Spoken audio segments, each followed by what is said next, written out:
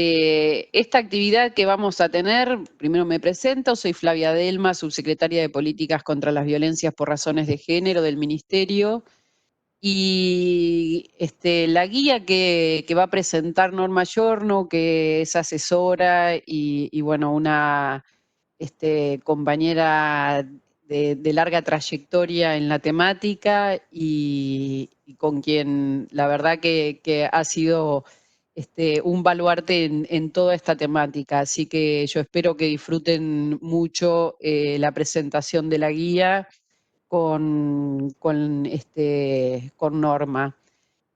La verdad que la guía esta surge del momento de la pandemia, porque cuando tuvimos que empezar a ordenar los trayectos para la llegada de los casos, de las situaciones de violencias, con organizaciones, y en ese intentar ordenar, bueno, salió esta guía que una realiza a veces un material comunicacional sin saber bien cuál va a ser el impacto que va a tener, y la verdad que la guía fue muy bien recibida. Ya hemos estado con cantidad de organizaciones sociales, sindicales, deportivas. El otro día estuvimos con clubes. La verdad que, bueno, venimos como poniendo a la guía a prueba y poniéndola, presentándola y en parte también poniéndola en debate para ver cómo en cada uno de los lugares esto que se desprende de la guía se aloja en cada uno de los territorios, ¿no? Y desde ustedes nos responderán y nos devolverán desde su experiencia en el último momento del encuentro lo que deseen participando del mismo, ¿no? Así que yo los dejo con Norma Giorno, me quedo en la presentación y al final voy a retomar todos los emergentes que surjan a partir de sus comentarios. Así que un gusto y Norma, ya todo tuyo. Bueno, gracias Flavia, buenas tardes a todos y a todas. Un gusto compartir con ustedes lo que es la presentación de parte de la política pública que lleva adelante nuestro ministerio.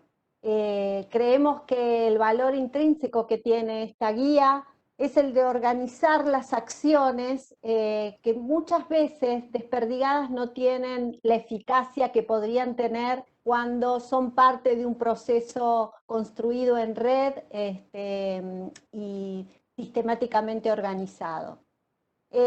Antes de empezar, vamos a poner como un lenguaje común que nosotros nos ocupamos desde nuestra subsecretaría de la problemática de las violencias por razones de género, y entendemos por estas conductas a todas aquellas que por acción u omisión dañan la vida de las mujeres y las identidades disidentes, acordando que las violencias siempre tienen que ver con relaciones desiguales de poder, en las que las destinatarias de estas violencias quedan en un lugar de objetivación, cercenando esto sus proyectos personales y desarrollo de vida. Nosotros creemos y proponemos el sistema integrado provincial como la metodología que nos permite intervenir tanto en prevención como en atención, y algo que hacemos especial hincapié en lo que son las salidas de las violencias. Cuando digo metodología, nuestra propuesta tiene que ver en el cómo abordamos las violencias, cómo reducimos la posibilidad de que aparezcan trabajando en prevención, cómo intervenimos para, una vez presentes estas violencias, poder tender a erradicarlas de la situación individual, pero a nivel general también. Y las salidas de las violencias, digo que le damos particular importancia porque durante mucho tiempo intervenir sobre las situaciones de violencia tenía que ver con terminar con esa situación que ponía en riesgo a las mujeres Luego se avanzó y se pensó, bueno, tendríamos que prevenir para que estas situaciones no se reproduzcan.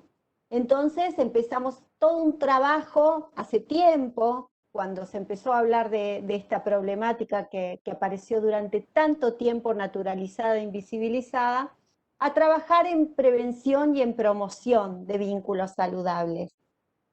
Y ponemos ahora especial hincapié, les decía, en lo que son las salidas de las violencias, porque una vez que por lo menos se ha disminuido esa situación de riesgo de vida de las mujeres, queda toda otra parte del proceso que tiene que ver con la reconstrucción de los proyectos personales. Aquellos proyectos que quedaron entre paréntesis o aquellos proyectos que jamás pudieron ponerse en juego en la vida singular de las mujeres y de las identidades disidentes por haber estado desde los comienzos de la vida arrojadas a estas situaciones objetivizantes. Les decía que este sistema integrado provincial como metodología lo que propone son políticas públicas integrales, interinstitucionales, intersectoriales e interjurisdiccionales que promueven la construcción de redes locales y regionales. Porque esto es algo que allá hace muchos años no se discute más, que el abordaje de una problemática que es multidimensional tiene que ser integral y sostenido por redes, tanto a nivel local como regional. Hay algunos supuestos básicos de este sistema integrado provincial, es decir, ideas centrales sobre las cuales nosotros construimos la política pública, y ustedes van a ver que cuando empecemos a recorrer la guía, estos supuestos básicos están impregnando todas las políticas públicas que nosotros proponemos. Son el punto de partida para poder pensar el cómo, es tener estos supuestos básicos como guía. En principio, que las mujeres y el colectivo LGTBI+, son sujetas de derecho y por lo tanto sujetas de decisión. Esto ligado al segundo supuesto, lo que está planteando es que las personas que están en situación de violencia son las protagonistas, las que marcarán los tiempos en los cuales se desarrollará su propia salida, por eso hablamos de procesos singulares. Si bien hay algunas respuestas homogeneizables, y de ahí es que se arma la política pública, ¿no? Ciertas rutas a recorrer, el particular modo de recorrer y de tomar esos recursos que el Estado debe brindar será tan singular como singular somos los seres humanos. Por eso pensamos que además estas respuestas las tiene que dar el propio territorio, que no quiere decir el territorio al cual pertenece la mujer en soledad, sino que a partir de estas redes lo hará con otros territorios, lo hará con un Estado provincial presente, pero las respuestas desde nuestra política pública deben tender a que se expandan por todos los territorios de la provincia de Buenos Aires. Y en estos territorios nosotros ponemos en valor lo que son las figuras del acompañante en red. Los acompañantes pueden formar parte de organizaciones políticas, sindicales, sociales. Acompañantes también somos los agentes que estamos dentro de las organizaciones, organismos del Estado. Alguien que trabaja en una comisaría de la mujer en determinado momento puede ser acompañante en esa parte del trayecto que recorren las mujeres. Pero fundamentalmente para nosotros es muy importante contar con esos acompañantes, líderes comunitarios, referentes comunitarios que están en el territorio y que tal vez detectan la situación de violencia aún antes de que llegue a ningún organismo público como para poder acompañar con la política pública. Es decir, son un brazo extendido de la política pública porque también están dentro de esa política pública que nosotros proponemos, las acompañantes en red. Por eso es tan importante que se organicen y formen parte de nuestros dispositivos. Entonces ahora sí, vamos a empezar a recorrer la guía que la proponemos a partir de la red territorial de la comunidad de cada una de ustedes. Es una guía de detección y abordaje de las violencias por razones de género. En este sentido, aquí hay dos acciones, ¿no? Poder detectar cuando tal vez la mujer no puede poner en palabras. Debe haber algún micrófono encendido por ahí porque hace mucha interferencia. A ver.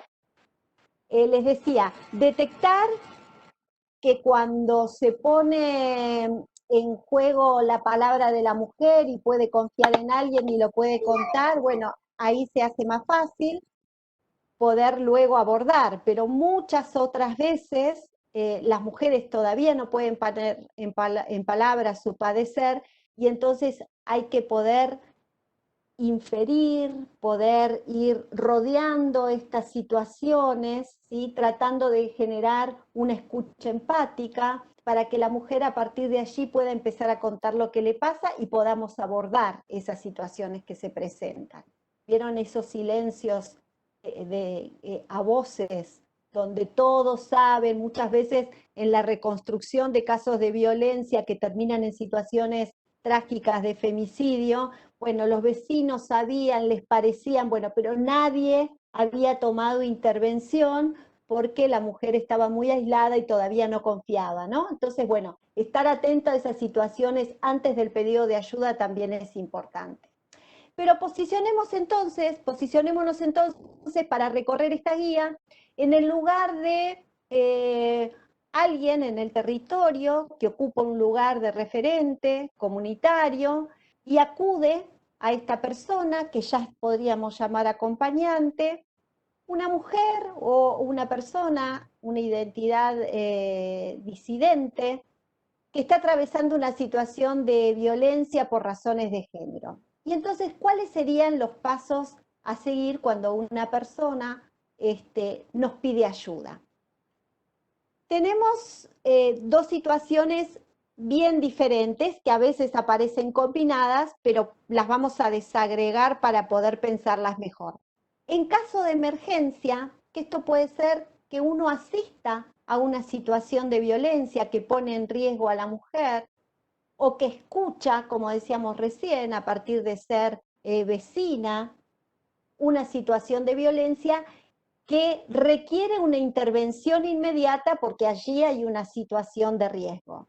Entonces allí hay que llamar al 911. El 911 es esta línea que depende del Ministerio de Seguridad, que atiende todos los días, las 24 horas, y que la idea es que una patrulla, ¿sí?, se presente en el lugar donde se está produciendo esta situación de violencia, en emergencia.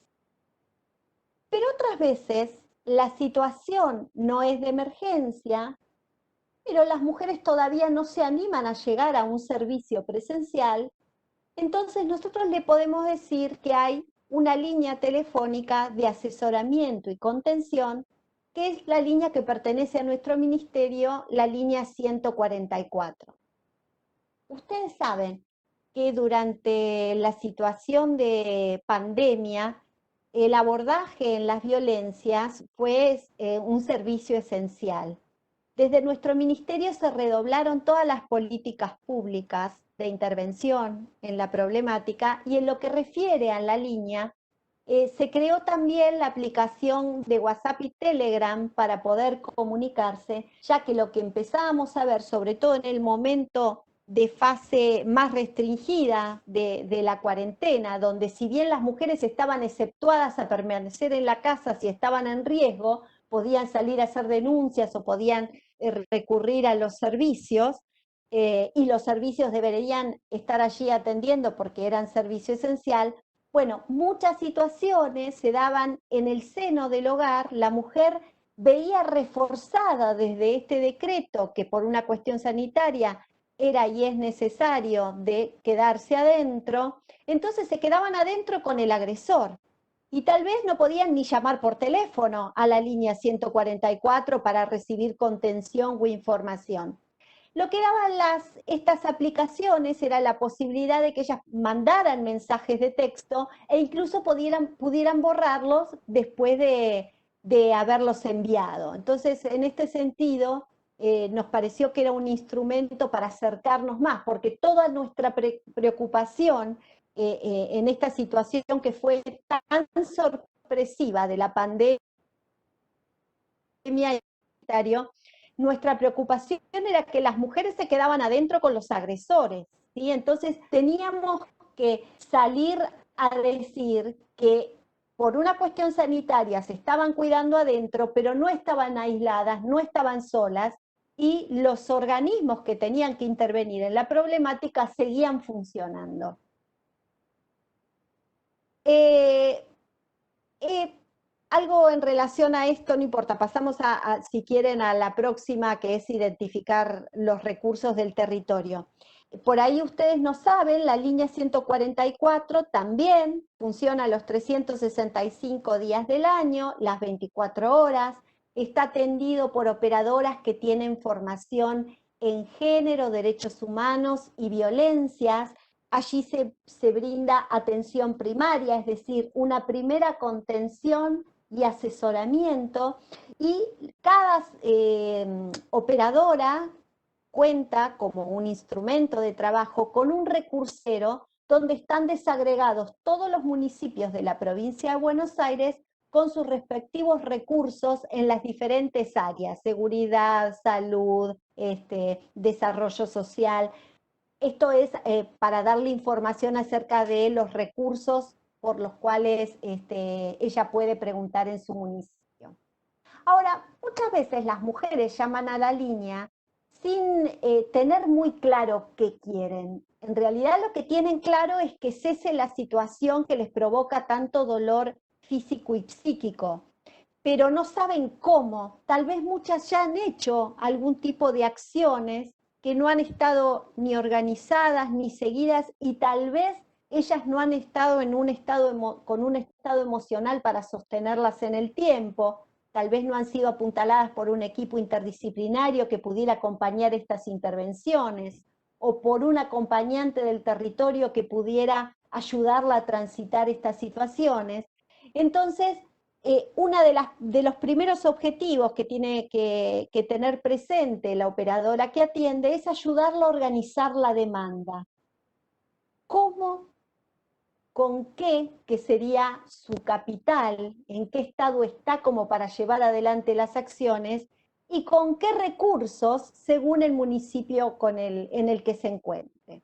Así que a nosotros nos parece, más allá de la situación de pandemia, un instrumento de política pública muy importante, porque ustedes se habrán encontrado con infinidad de mujeres que la exposición de ir a un servicio presencial las deja replegadas en su padecer y no llegan a poder comunicarse con ningún servicio de atención. Entonces, tal vez la comunicación con la operadora, desnaturalizar situaciones, desculpabilizarla, que sienta que no es la única que le suceden estas cosas. Muchas, al estar tan aisladas, realmente creen que son merecedoras de lo que les sucede y que les sucede a ellas y a otras no, ¿sí?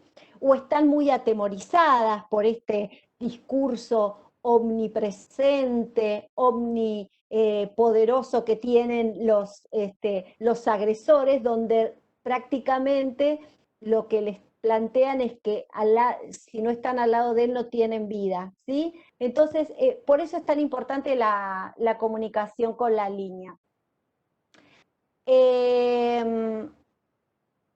Luego de reconocer los recursos, ya sea vía la línea 144, a la cual también pueden llamar los acompañantes, es importante reconocer los recursos presenciales, ¿no? Entonces, ahí tenemos dos cuestiones para ver en el territorio.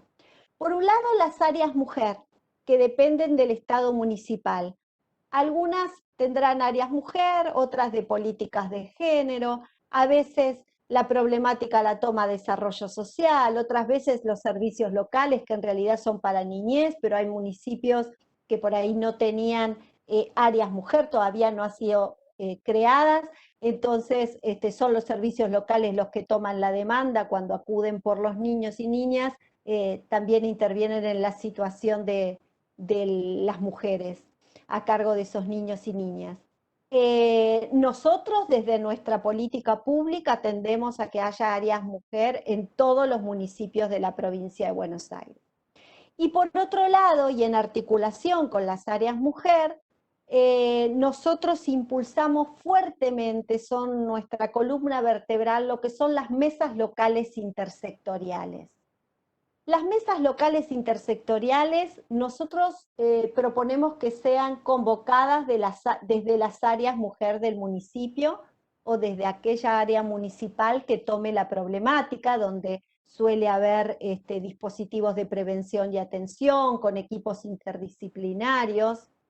Pero si en algún municipio el área mujer no se compromete con esto que nosotros planteamos como política pública, también puede ser que se convoque desde algún otro sector.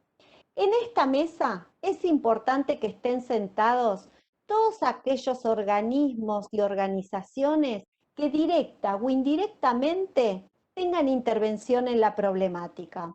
Organismos municipales, las sedes provinciales en el territorio municipal y las organizaciones sociales, sindicales y políticas que muchas veces tienen equipos interdisciplinarios en sí mismas y otras tantas o también tienen equipos, pero también tienen red de acompañantes que son estas primeras personas que hacen la detección en el territorio y que es tan importante a la hora de armar la política pública.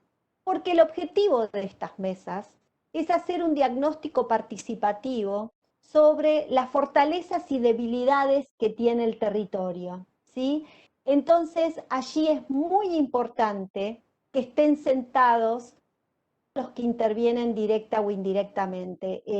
Educación, por ejemplo, es importantísimo que esté, ¿no? Por diferentes situaciones, a mi entender. Por un lado, porque las docentes se encuentran muy desprovistas a la hora de detectar estas situaciones y no tener dónde derivarlas, ¿no? Entonces, si el organismo educativo está presente en la mesa local, sabe de la política pública de ese territorio, las puede informar y las contiene. Mucho más, y lo que debería ser siempre, si hay equipos interdisciplinarios que sean los que toman estas problemáticas adentro de las escuelas, ¿no? Se sabe qué política pública se puede llevar adelante para, para cuando detectan desde este lugar privilegiado para la detección que son las escuelas. Les decía, en la mesa local, como parte de esta evaluación, se construye los recurseros y las hojas de ruta de ese municipio. ¿Qué son? El recursero es ver qué recursos yo tengo para asistir la problemática, qué recursos se duplican, ¿no es cierto? Entonces, ¿quiénes estamos haciendo lo mismo y no nos damos cuenta? ¿O quiénes estamos haciendo lo mismo y no nos ponemos de acuerdo para que la mujer, cuando transita la salida, no tenga que ir 2 veces por la misma situación demandando lo mismo? Entonces, cuando uno hace el recursero, también va delineando lo que es el camino a recorrer en una situación de salida. Y en esto quiero ser bien clara, la hoja de ruta son aquellos mojones que seguramente en su ruta de salida la mujer va a recorrer. Ahora, ¿en qué tiempos? Y si vas a recorrer todos esos mojones, lo dirá el caso en particular, ¿no es cierto? No hay recetas armadas. Trabajar en violencia es hacer una gran caja de herramientas para poner en juego aquellas que son necesarias en cada situación particular.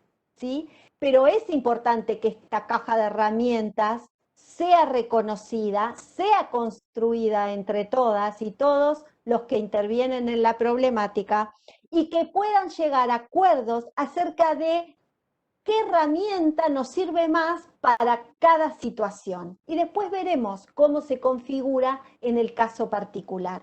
Por eso es tan importante que estén todos presentes, todas y todas presentes en esta mesa a la hora de forjar la política pública.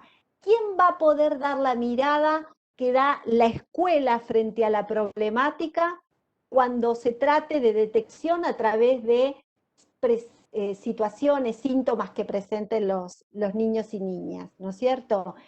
¿Quién mejor que para poder hablar de qué forma se realizan las denuncias y cómo cuando se pide una cautelar, cuánto tiempo en ese municipio en particular tardan en darla, a ver si es acorde a lo que tiene que ser o están transgrediendo los tiempos? Esta realidad las tiene el municipio. Después trabajará articuladamente con lo que es la mesa provincial intersectorial que está convocada ya para el día jueves, donde allí se presentan todos estos organismos provinciales a dialogar con la ministra y la subsecretaria de Políticas contra las Violencias por Razones de Género en relación a la política pública a nivel provincial para sostener el funcionamiento de los municipios.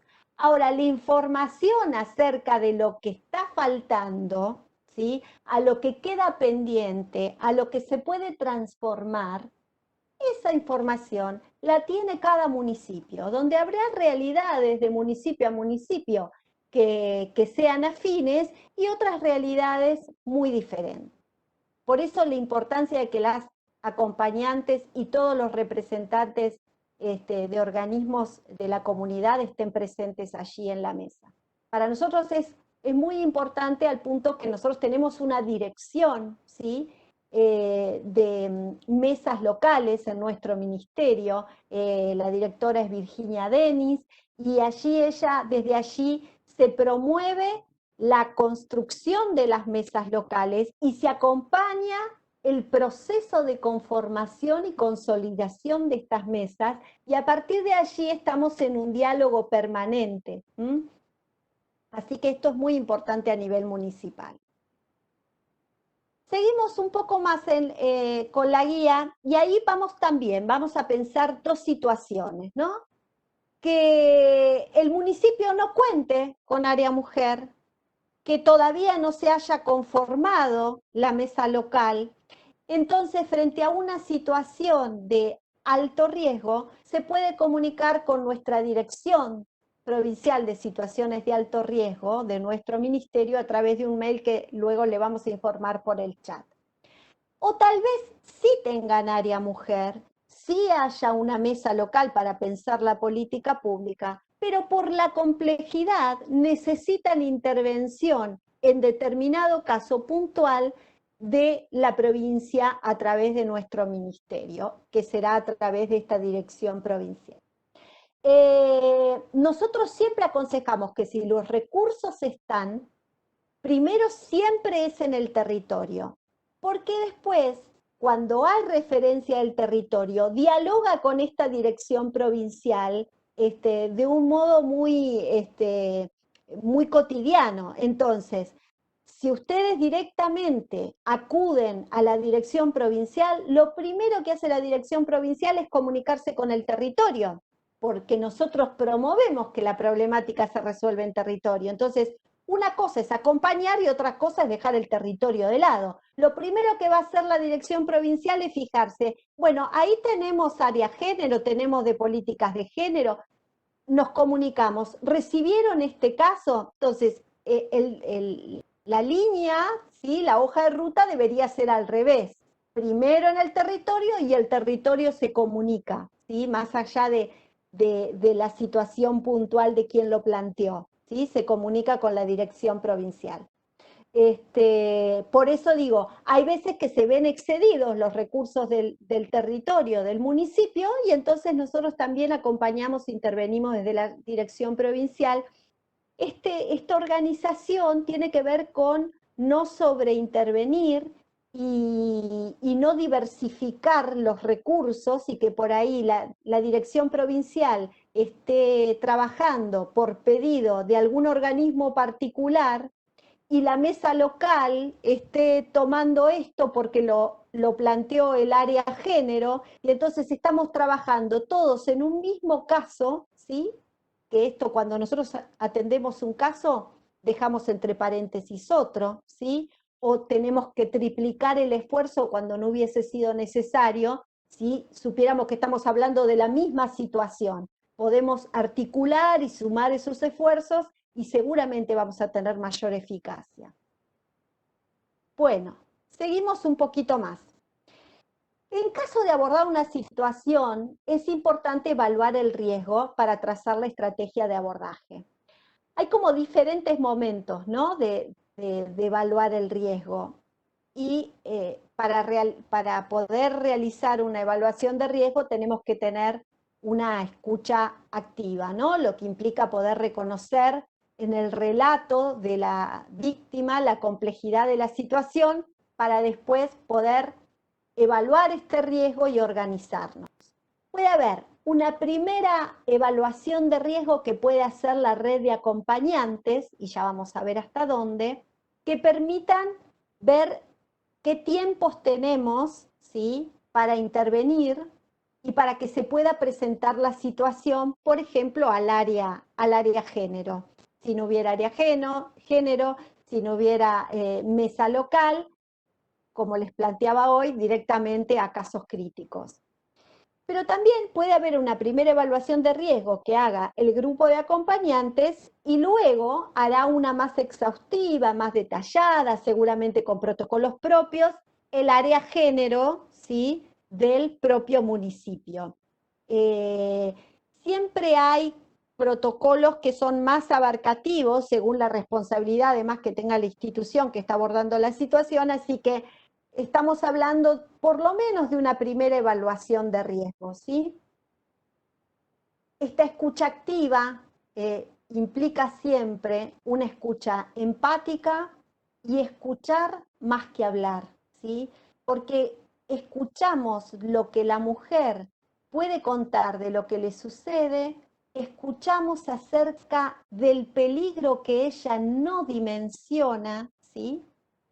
Y entonces esto nos permite hacer un balance entre lo que puede decir y lo que no puede dimensionar para poder hacer nosotros nuestra propia evaluación de riesgo.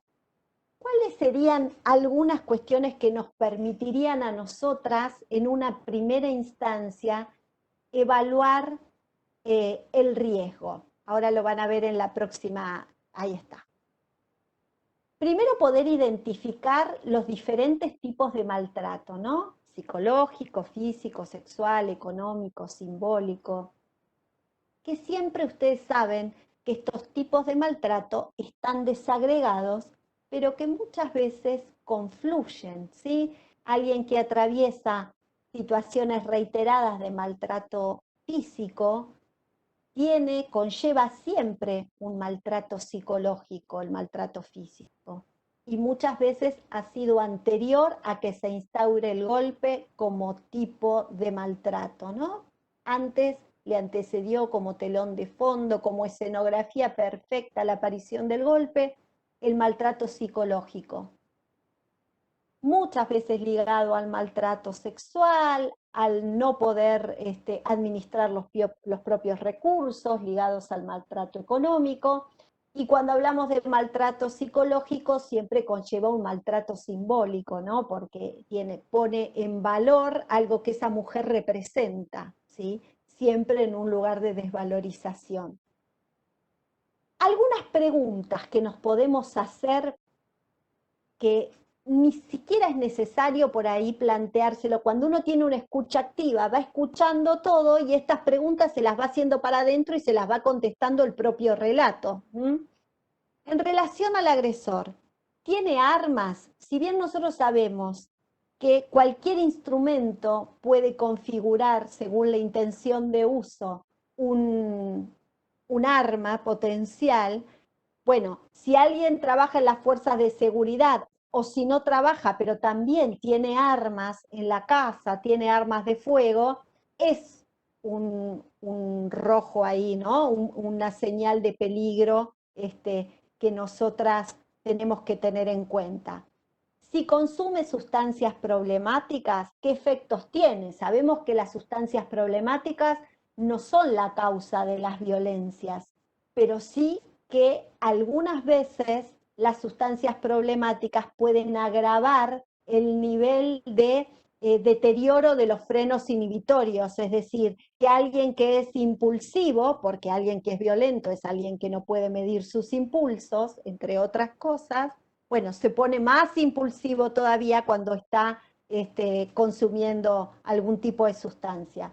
Si tiene antecedentes penales, si estos antecedentes tienen que ver con situaciones de violencia doméstica o con otro tipo de situaciones o delitos que ha cometido, si la agresión que está cometiendo es en el lugar o está amenazándola desde adentro de una cárcel, por ejemplo, si estuviese cumpliendo una condena. Si tiene medidas de protección, ¿sí? Estas medidas cautelares, las perimetrales, las exclusiones del lugar, y si las ha transgredido. Estos son indicadores, porque frente a una protección, una medida de protección, alguien que puede acatar esto, miren, hay agresores que frente a una denuncia, una persona significativa de la familia que le ponga un freno o alguna medida cautelar, puede reprimir, por lo menos para dar un tiempo, ¿sí? Para poder pensar la estrategia de salida.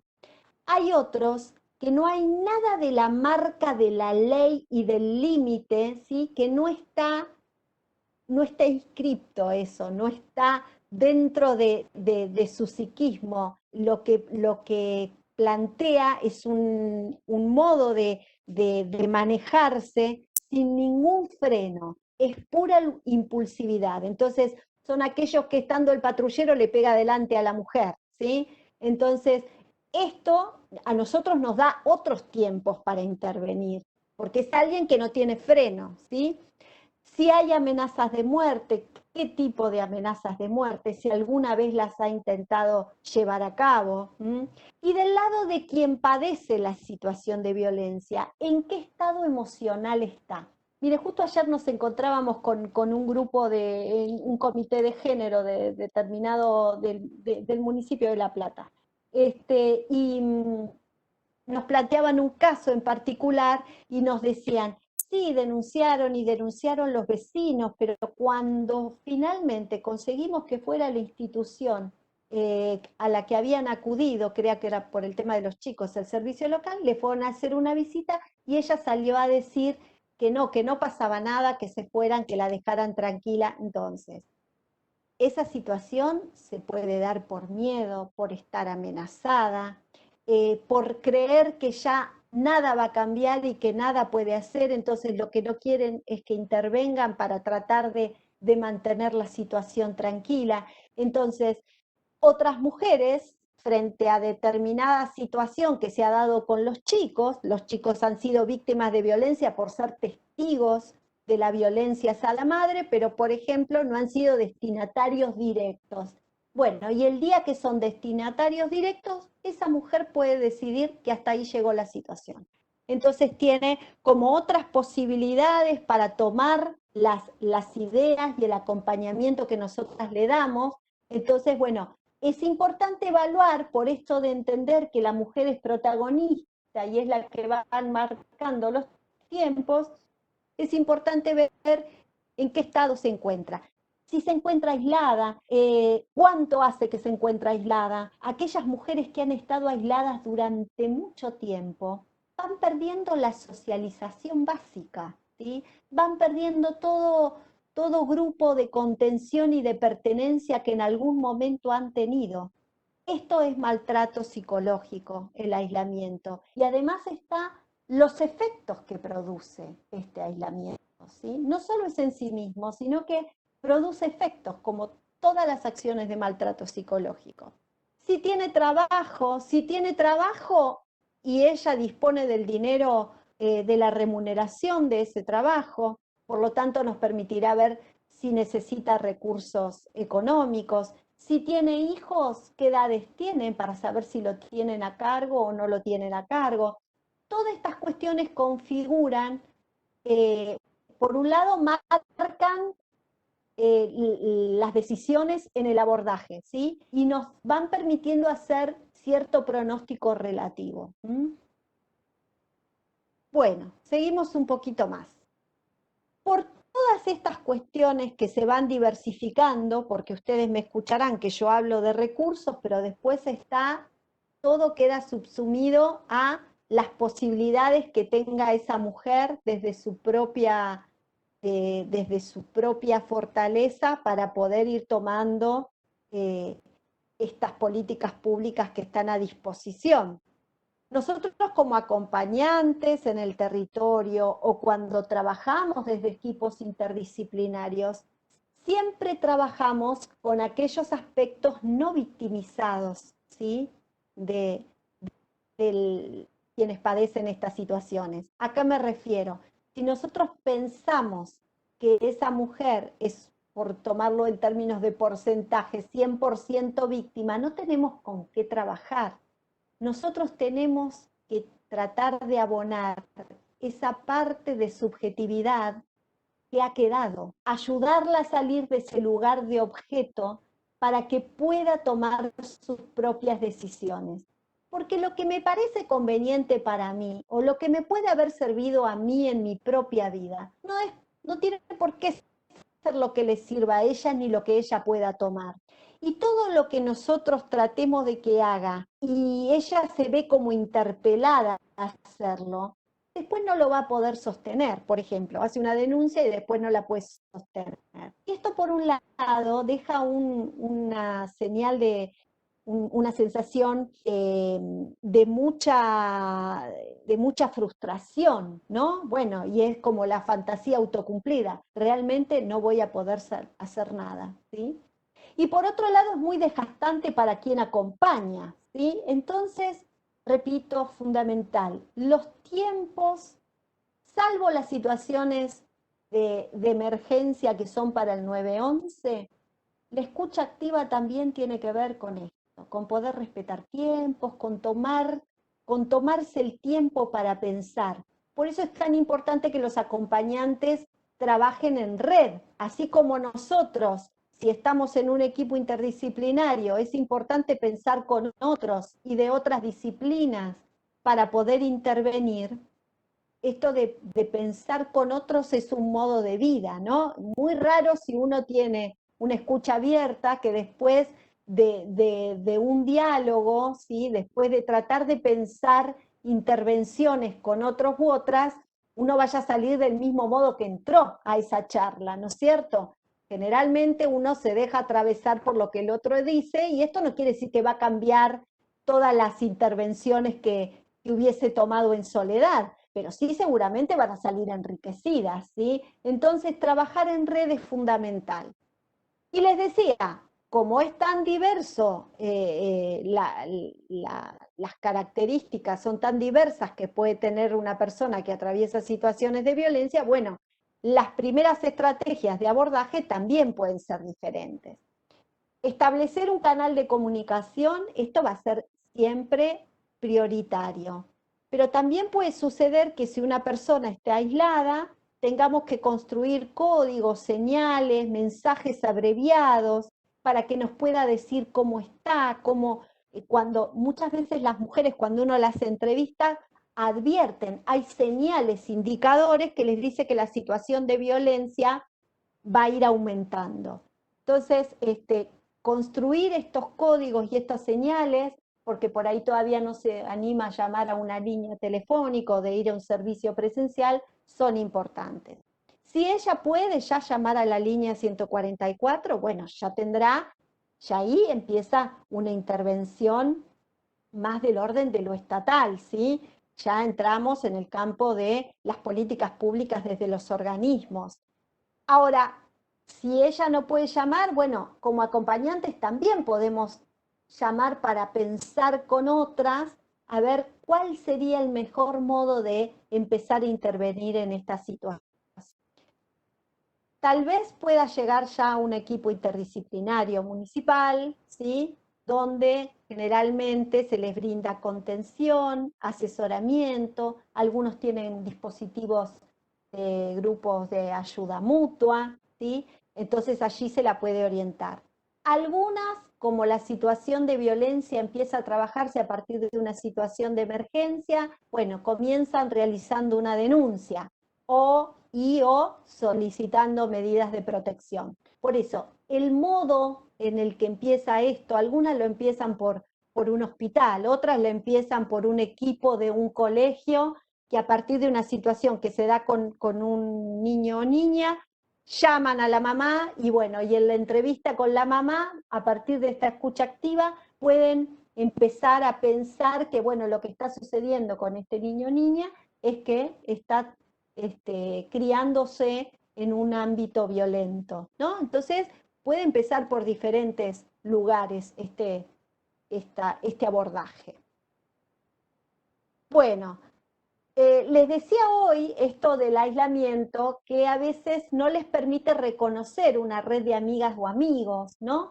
O de familiares, vecinos, vecinas, que tal vez en algún momento la han ayudado, después ella volvió para atrás en su proceso por diferentes razones, por miedo, por vergüenza, porque ligada a la ilusión de que cambie, intentó reconstruir el vínculo, cambiarlo, entre comillas.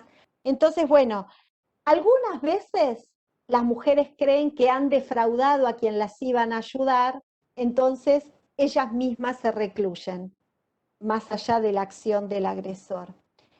Otras veces, realmente estos amigos y amigas, al no entender las idas y vueltas que tienen las situaciones de violencia, realmente están enojados y dicen, bueno, yo le intenté ayudar y no, o yo le intenté ayudar y vino él y me hizo un lío bárbaro en mi casa, ¿no? Porque por eso acompañante no es ser acompañante solo, no quiere decir exponerse, llevarse, muchas veces la gente trata de ayudar y sin tomar los riesgos se exponen las acompañantes y exponen a su familia. Por eso es importante pensar las intervenciones en conjunto.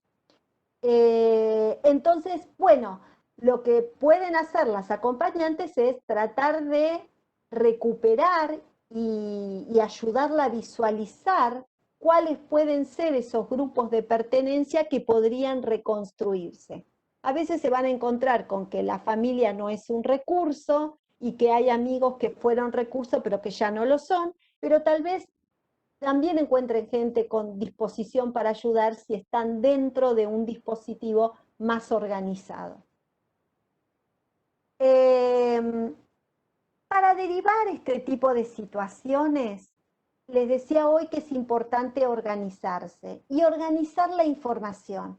Entonces nosotros hicimos una pequeña ficha de registro a modo de modelo, entre comillas, en el sentido de que haya modelos superadores y que haya este tipo de fichas de registro que les sean más funcionales a la organización o al organismo en el que ustedes estén, o que se dé la escuela como modo de organizar la información cuando tiene contacto con este tipo de situaciones.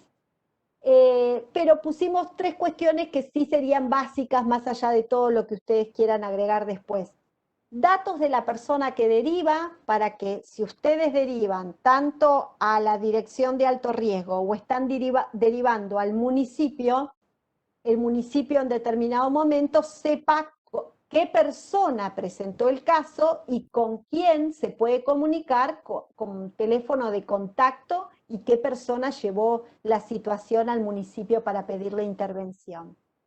Datos de la persona en situación de violencia, nombre, apellido, DNI, algún teléfono de contacto, dirección, si tiene hijos e hijas, poder tener nombre, apellido, edad y DNI por si porque cuando uno está en un equipo lo que trata de rastrear es, llamó a la línea 144, tuvo entrada esta situación en el servicio local, pues si no, por ahí el servicio local está interviniendo por los chicos y la municipalidad, el equipo área género está interviniendo por la mamá y pueden trabajar articuladamente, ¿sí? Y así no sobreintervenir y obtener mejores resultados si se ponen de acuerdo. Y descripción de la situación, ¿no? Lugar, fecha y esto que fueron relevando en relación a la evaluación del riesgo. El tipo de violencia o de violencias, datos del agresor que a veces aparecen desdibujados, si tiene denuncias previas, si hay medidas tomadas y toda otra información que se considere de relevancia según quien haya intervenido. Bueno, en todos los casos nosotros siempre recomendamos el cuidar los datos. La información sobre la mujer que ha pedido ayuda son útiles cuando se va a intervenir.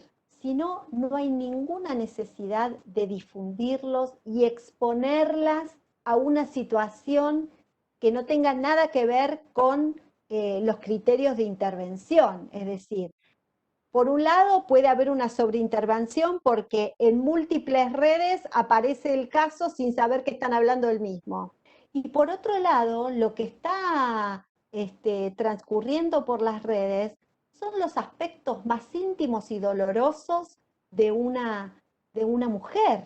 Entonces, cuando esto no tiene el sentido de intervenir, ¿sí? De intervenir y de intervenir directamente, ¿no es cierto? Piensen, si estamos hablando de una red de acompañantes y todos los integrantes de la red, a sus propias redes, van a echar a correr los datos de esta mujer, en realidad es un grado de exposición que está muy ligado a la doble victimización y los recursos, ¿sí? Se van a desperdigar de tal modo que van a estar interviniendo en el mismo momento por la misma situación. Así que hay un desgaste de recursos. Hay una sobreintervención que termina desorganizando a la mujer y cuando quieren acordar, la mujer se volvió o se fue lejos para que no la llamen más o para que no le pregunten más lo mismo, ¿sí? O para que no le digan lo que tiene que hacer. Muchas voces al mismo tiempo. Entonces, si queremos eficacia, tenemos que estar organizadas. Y la organización conlleva el respeto por todas y todas, entonces la intervención requiere de la privacidad necesaria para poder intervenir con tranquilidad y tomar las decisiones indicadas. Esto no quiere decir que son cuestiones de puertas para adentro, ¿no es cierto? Porque nosotros lo que promovemos es la intervención de la política pública, es que esto salga del ámbito privado para que desde lo público se pueda hacer algo. Ahora, diferente es la masificación de la información, porque lo que se desdibuja en el efecto de la masa es que estamos hablando de una persona en singular y que en definitiva va a ser ella, con todo el acompañamiento que podamos darle, pero va a ser solamente ella la que pueda salir de esta situación, ¿sí? Acompañada por todas y todos nosotros. Bueno, la guía la iríamos recorriendo hasta allí. Ahora sería muy interesante que ustedes puedan pensarse dentro de esta guía y nos puedan hacer sus aportes que nosotros siempre estamos muy atentas para poder incorporar. Muchas gracias.